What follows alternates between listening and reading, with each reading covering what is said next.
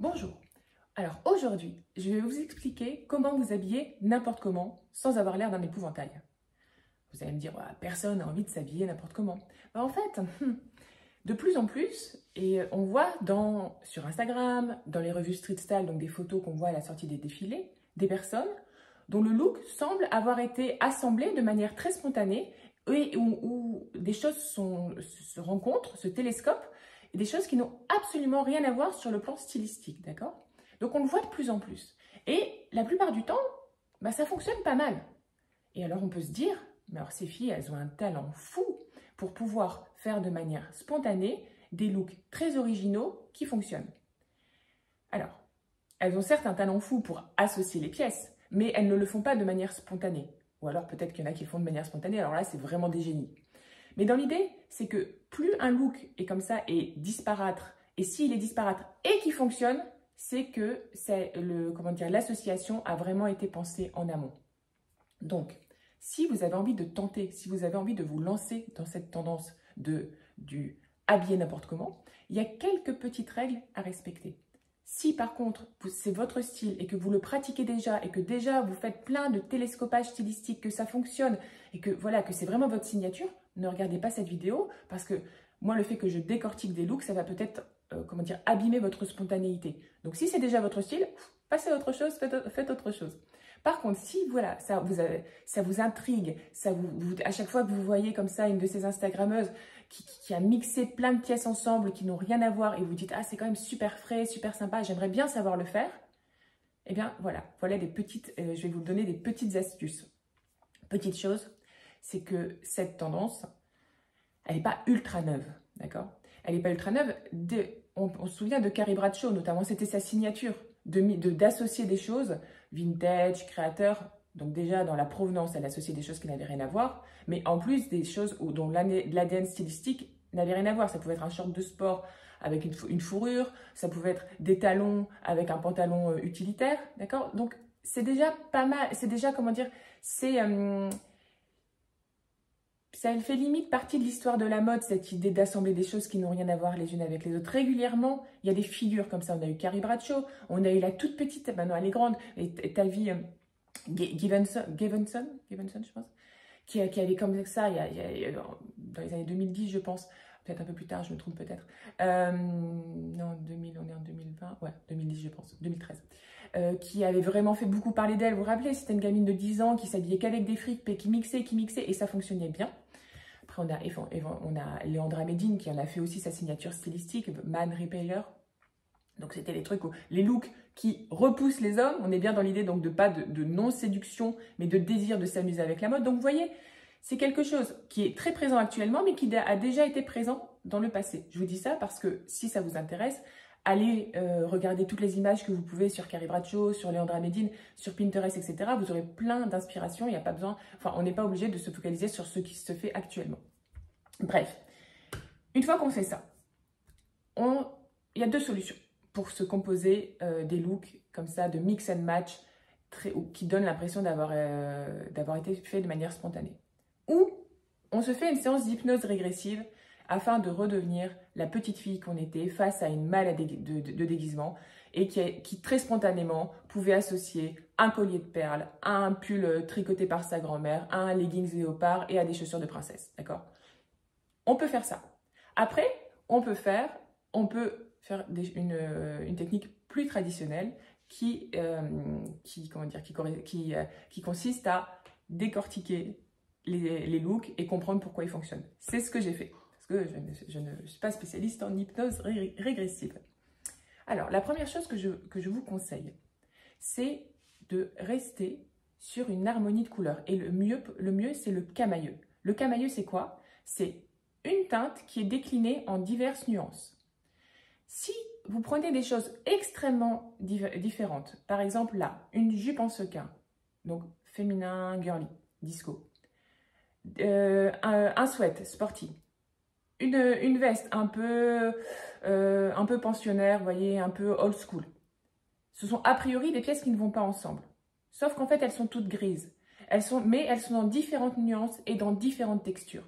Donc, le look fonctionne. ce n'est pas les pièces en elles-mêmes, leur coupe ou leur ADN qui fonctionnent ensemble, d'accord? On n'est pas sur un look voilà, qui est harmonieux à la base. Ce qui harmonise, c'est le camailleux de couleurs. Sur cet autre look, pareil, on a un pantalon cargo, des sabots, une chemise trop longue, une veste d'homme un peu étriquée. Sur le papier, ce ne sont pas des pièces qui vont ensemble. Or, elles sont toutes choisies pour créer un camailleux de vert. Et donc là, quand on regarde la silhouette en passant, si cette personne passait devant nous, eh bien, on aurait quelque chose d'harmonieux. Ça serait agréable à regarder. Pourtant, les pièces ne vont pas ensemble. Ça peut aussi fonctionner avec les imprimés. Si vous avez des imprimés de différents imprimés, de différents graphismes, mais que ces deux ou trois graphismes ont les mêmes tonalités ou des tonalités en camailleux, peu importe la nature des pièces, le mix and match va fonctionner. D'accord? Et l'idée, en fait, c'est vraiment, de par un camailleux de couleurs, avoir une patine chromatique sur des pièces qui, a priori, ne vont pas ensemble. Donc là, c'est pour vraiment les camailleux. Si après, on va faire un peu plus compliqué, on se dit qu'on va essayer, on reste toujours dans les couleurs. Donc là, on ne pense pas pantalon, jupe, etc. On pense couleur. Et dans la vraie vie, quand on veut se faire un look normal, entre guillemets, et puis on essaie que, je sais pas, que le camel aille bien, on trouve une couleur qui va bien avec du camel, donc avec du jaune plus du blanc, voilà, on a ça en tête. Eh bien, ça, c'est essentiel quand on veut télescoper des choses, quand on veut se créer des looks un peu n'importe quoi, tu vois, qui sont un peu spéciaux. Il faut conserver cette idée de bonne combinaison de couleurs. Moi, j'adore un livre je vais mal prononcer son nom, donc vous me pardonnerez, c'est de Sanso Wada, je pense. Donc, c'est un artiste de début 1900, il est né en 1880, un truc dans ce truc-là, et il a écrit un dictionnaire des combinaisons de couleurs. Et donc, c'est vachement sympa, c'est en plusieurs tomes, parce qu'il n'y a pas de texte, il n'y a que des carrés de couleurs mixés les uns aux autres, et en regardant ça, ça donne plein d'idées d'harmonie de couleurs potentielles. Et une fois que vous regardez ça avant de vous endormir, etc., après, avec vos vêtements, ça vous reviendra en tête et vous direz « Ah mais oui, en fait, du lavande, je peux le marier avec du caramel un peu passé avec du blanc, j'y aurais pas pensé. » D'accord? Parenthèse fermée. Ensuite, pour réussir à bien mixer vos pièces et à bien associer les couleurs, eh bien, vous mettez beaucoup de vêtements sur votre lit. D'accord? Et là, vous regardez. Et rapidement, vous allez vous dire, ah bah oui, mais alors, telle couleur, elle va bien avec celle-là. Telle couleur, elle va bien avec celle-ci. Et vous ne pensez pas, ça c'est un pull, ça c'est un t-shirt, ça c'est une jupe. Non, non, non, non. Vous oubliez la nature des pièces. Vous les utilisez que comme des peintures, en fait. Et après, vous allez avoir un tas où il y aura 3 couleurs qui vont bien ensemble.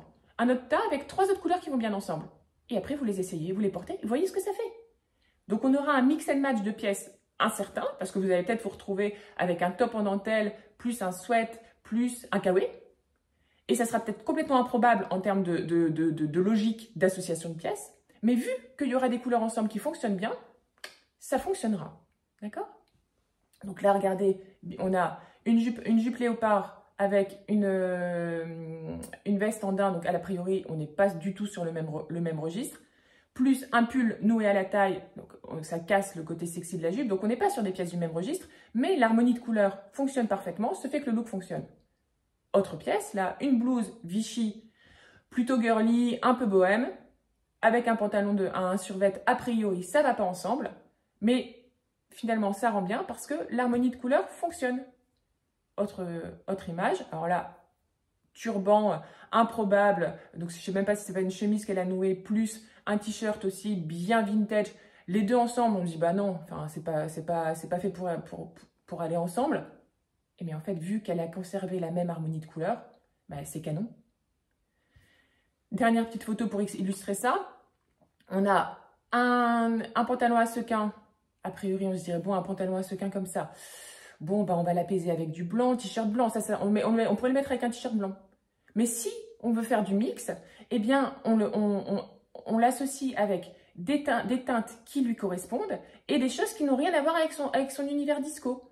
Blazer, petit pulsage. Et là, en restant dans une harmonie de pastel, eh bien, le télescopage des pièces est considérablement adouci. Donc franchement, si vous partez sur du camailleux ou du monochrome, camailleux, monochrome, faites attention aux textures, ou vous allez sur une association de teintes de 2 teintes ou de 3 teintes qui fonctionne bien et ça adoucit considérablement les télescopages.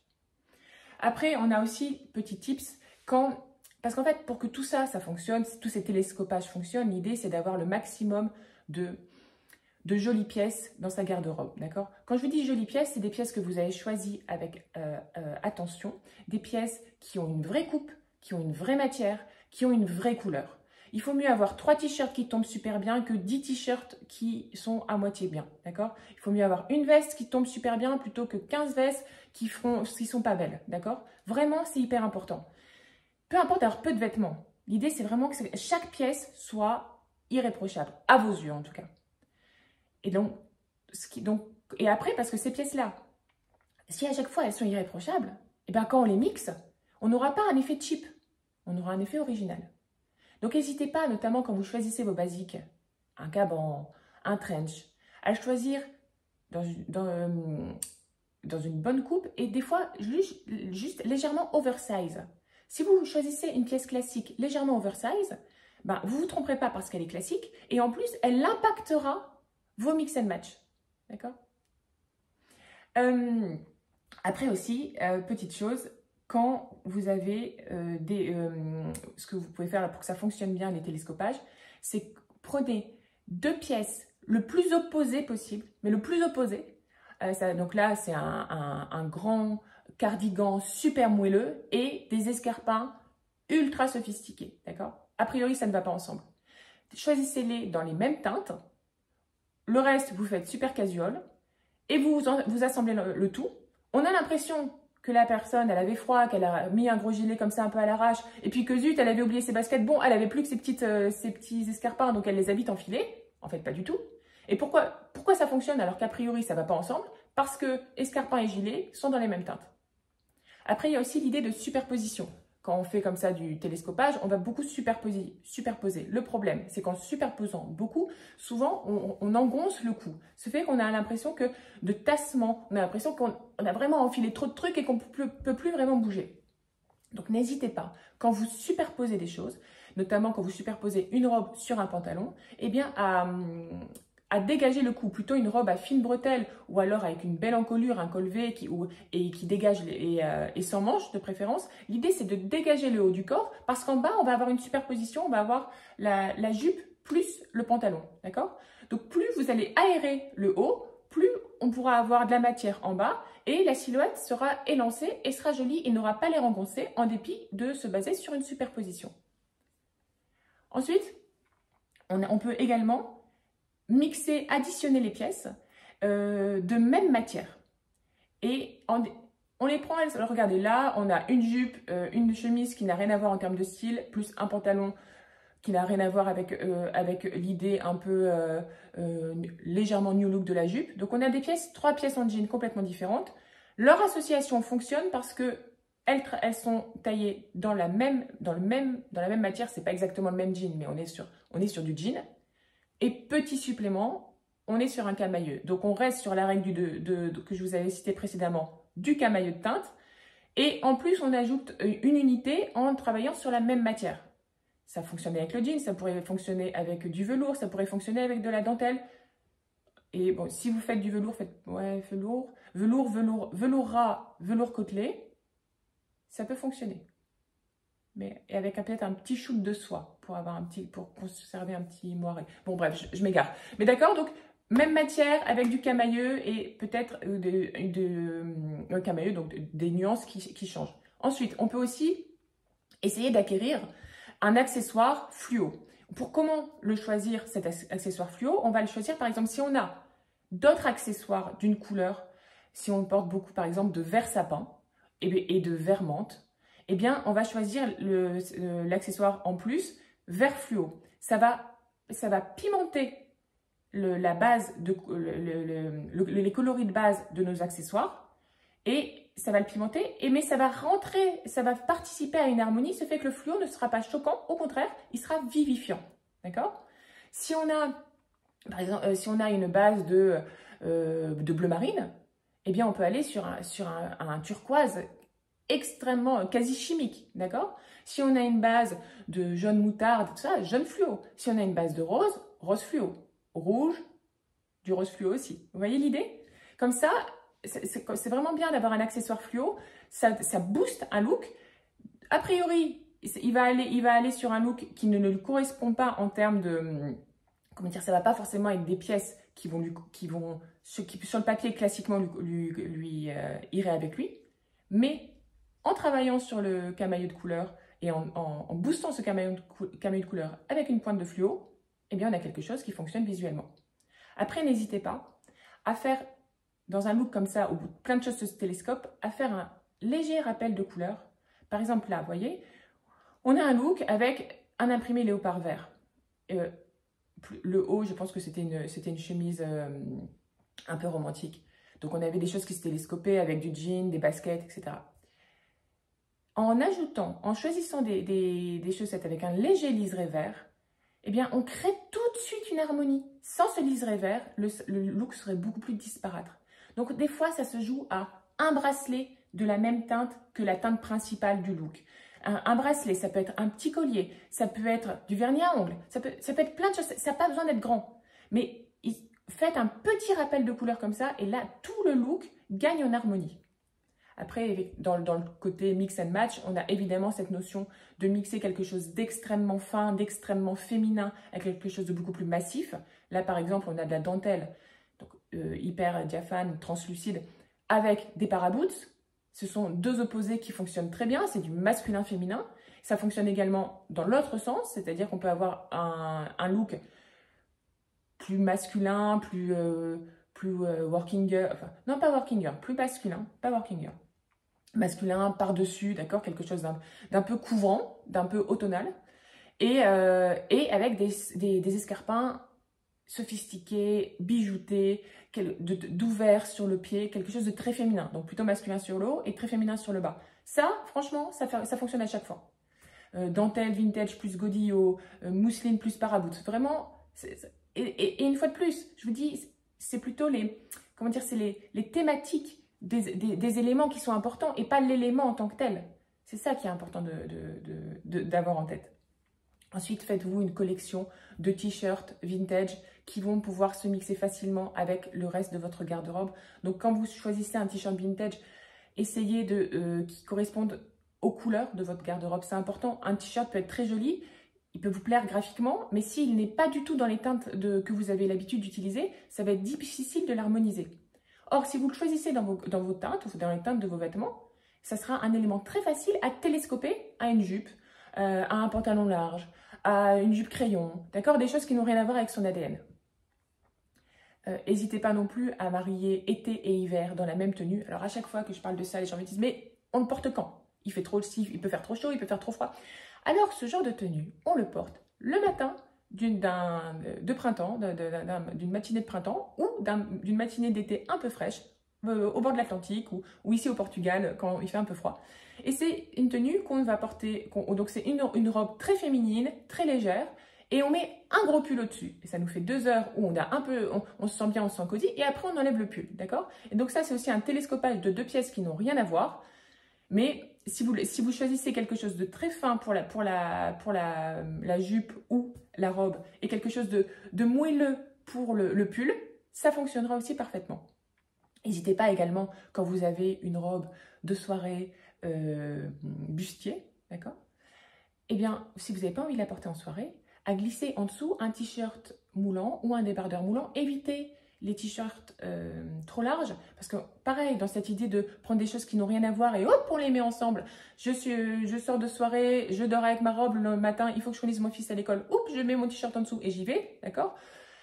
En fait, le t-shirt un peu large en dessous, ça fait rarement joli, ça fait des plis, ça se passe mal, ça boudine au niveau du corsage.